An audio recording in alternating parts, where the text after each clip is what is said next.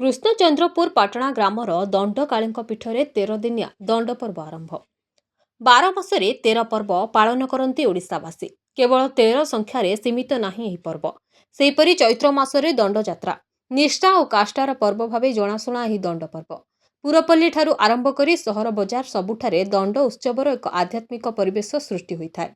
ସେହିପରି ଦେଖିବାକୁ ମିଳିଛି ନୟାଗଡ଼ ଜିଲ୍ଲା ଖଣ୍ଡପଡ଼ା ବ୍ଲକ ଅନ୍ତର୍ଗତ ରୟତି ଢୋଲମରା ଗ୍ରାମ ପଞ୍ଚାୟତ ଅଧୀନ କୃଷ୍ଣଚନ୍ଦ୍ରପୁର ପାଟଣା ଗ୍ରାମସ୍ଥିତ ମା ଦଣ୍ଡକାଳୀଙ୍କ ପୀଠରେ ପାରମ୍ପରିକ ଦଣ୍ଡ ପର୍ବ ଆରମ୍ଭ ହୋଇଯାଇଛି। ଏ ଅବସରରେ ଗତକାଲି ବୁଧବାର ରାତ୍ରିରେ ମାନସିକଧାରୀ ଦଣ୍ଡୁଆମାନେ ନିକଟସ୍ଥ କୁଆଁରିଆ ନଦୀରେ ପାରମ୍ପରିକ ସମସ୍ତ ପ୍ରକାର ନୀତିକାନ୍ତି ଅନୁଯାୟୀ ପାଣି ତୋଳା କାର୍ଯ୍ୟ ଆରମ୍ଭ କରିଥିଲେ। ବରପଲ୍ଲୀ, କୁଟୁକୁଣି, ପାଇକି, ଢୋଲମରା, କୃଷ୍ଣଚନ୍ଦ୍ରପୁର ପାଟଣା ଆଦି ଗ୍ରାମର ମାନସିକଧାରୀ ବ୍ୟକ୍ତିମାନେ ଏହି ଦଣ୍ଡ ପର୍ବରେ ସାମିଲ ହୋଇଛନ୍ତି।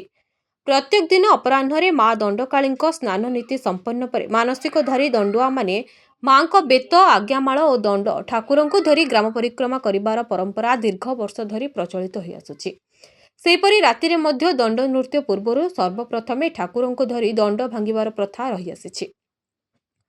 ପରଭା, ବାଇଧନ, ହାଡ଼ି ହାଡ଼ିଆଣୀ, ଈଶ୍ୱର ପାର୍ବତୀ, ଚଢ଼େଇଆ ଚଢ଼ଉଣୀ, ଶବର ଶବରୁଣୀ, ପତର ସଉରା ସଉରୁଣୀ, କେଳା କେଳୁଣୀ, ଧୋବା ଧୋବଣୀ, ଯୋଗୀ ଯୋଗିଆଣୀ, ଦହି ଖେଳ ବା ଶ୍ରୀକୃଷ୍ଣଙ୍କ ନବକେଳି, ବୀଣାକାର ଆଦି ବିଭିନ୍ନ ସ୍ୱାଙ୍ଗରେ କୁନି କୁନି ପିଲାମାନେ ଅଭିନୟ କରି ନୃତ୍ୟ ପରିବେଷଣ କରିଥାନ୍ତି। ନିଷ୍ଠା ଓ କାଷ୍ଠାର ପର୍ବ ଭାବେ ଜଣାଶୁଣା ଦଣ୍ଡ ପର୍ବ ଯୋଗୁଁ ସମଗ୍ର ଢୋଲମରା ଗ୍ରାମ ତଥା ଆଖପାଖ ଅଞ୍ଚଳରେ ଆଧ୍ୟାତ୍ମିକ ପରିବେଶ ସୃଷ୍ଟି ହୋଇଛି। କୁମ୍ଭାରପଡ଼ା ଗ୍ରାମର ପ୍ରଭୁ ଲଡ଼ୁକେଶ୍ୱରଙ୍କ ପୀଠକୁ ଯାଇ ପ୍ରତିବର୍ଷ ପ୍ରାୟ 13 ଦିନ ଧରି ମା ଦଣ୍ଡକାଳୀଙ୍କର ପାଣିତୋଳା ଉତ୍ସବ ଅନୁଷ୍ଠିତ ହୋଇଥାଏ। ଉକ୍ତ ଦଣ୍ଡ ଅନୁଷ୍ଠାନର ପାଟ ଭୋଗତା ବିନୋଦ ପ୍ରଧାନ, ପାଟ ଦଣ୍ଡୁଆ ଟୁକୁନା ସ୍ୱାଇଁ, ଦେଉଳ ପରୀକ୍ଷା ରଞ୍ଜନ ମହାନ୍ତି ଓ ନାଚ ମ୍ୟାନେଜର ବିରଞ୍ଚି ନାରାୟଣ ସାହୁଙ୍କ ନିର୍ଦ୍ଦେଶରେ ଦଣ୍ଡଯାତ୍ରା ପରିଚାଳିତ ହୋଇଥାଏ। ଦଣ୍ଡ ନୃତ୍ୟର ବିଭିନ୍ନ ସ୍ୱାଙ୍ଗ ଦର୍ଶକମାନଙ୍କର ଚିତ୍ତାକର୍ଷକ ମନୋରଞ୍ଜନ ପାଇଁ ସହାୟକ ହୋଇଥାଏ।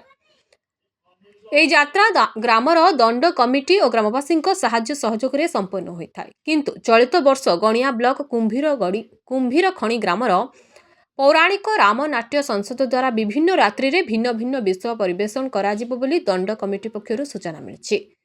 ଖଣ୍ଡପଡ଼ାରୁ ସଦାଶିବ ପାତ୍ରଙ୍କ ରିପୋର୍ଟ, ଲିଭ୍ ଲାଇଭ୍ ଓଡ଼ିଆ।